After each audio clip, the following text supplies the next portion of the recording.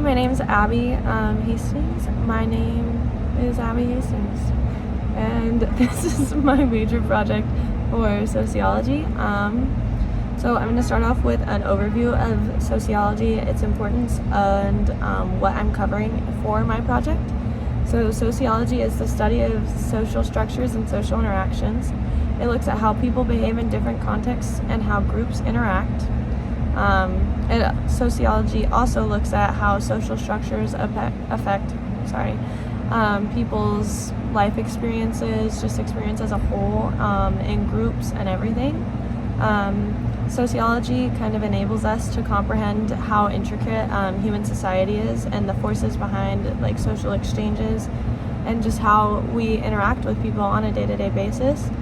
It analyzes behavioral patterns and social occurrences.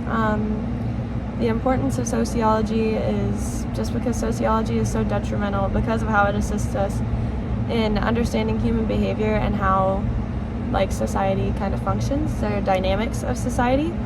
And then for my key concepts that I am really lasering in on for this project, I am focusing on role theory, societal norms, and deviance.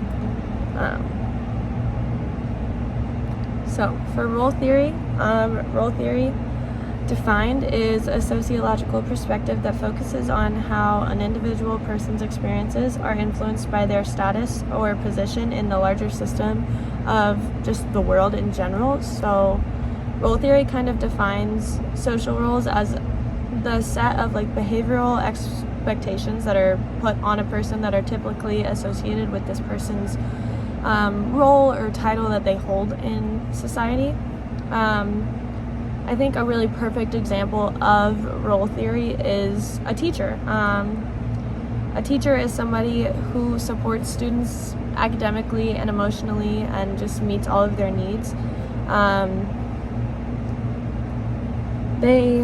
They teach the knowledge that they are specialized on, and they pass on this information to their students, and that helps facilitate learning. Their expectations in their roles are huge and heavy, especially in today's society. These roles include being extremely knowledgeable on whatever they are teaching, honestly. Like an English teacher must be good at English, a math teacher has to be good at math.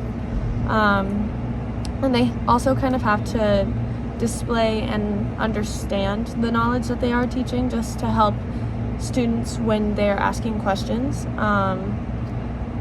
They also must have authority just because they have to kind of command the classroom and keep all of these children or whatever age group that they are teaching like under wraps.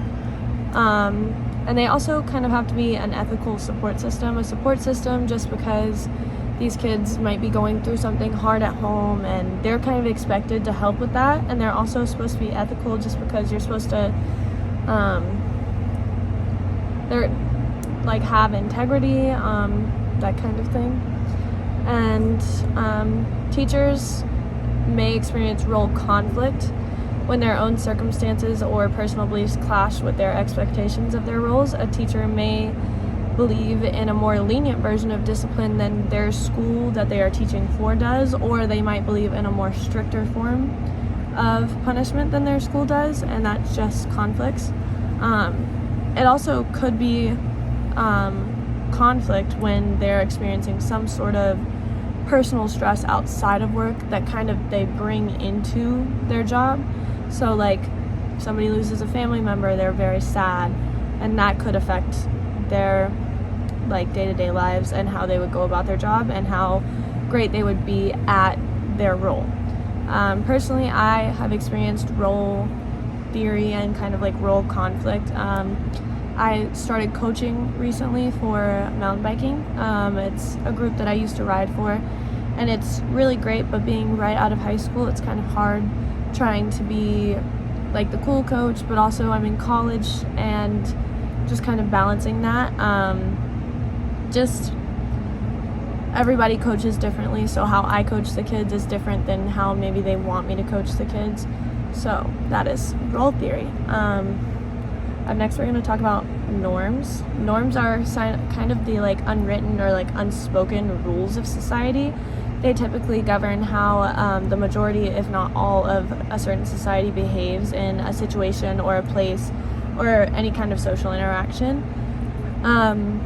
A great example, especially being from the South, of a social norm is greetings. There are 3 different forms of greetings that I used in my presentation. I used a typical handshake, a verbal greeting, or eye contact. So handshakes are the kind of greeting that you would see more in like a formal, like more like respectful, like business person type of meeting. It's just seen as kind of like a sign of respect and confidence. And so a lot of people, if you're going in, say, for a job interview and you don't shake the interviewer's hands, kind of sees it as like disrespectful, or like maybe you don't have confidence in your abilities for the role. A verbal greeting is much more casual, like an easy like hi, good morning, goodbye, like have a great day, how's the weather. You can see this in kind of every type of social interaction, especially down in the South. Southern hospitality is very real.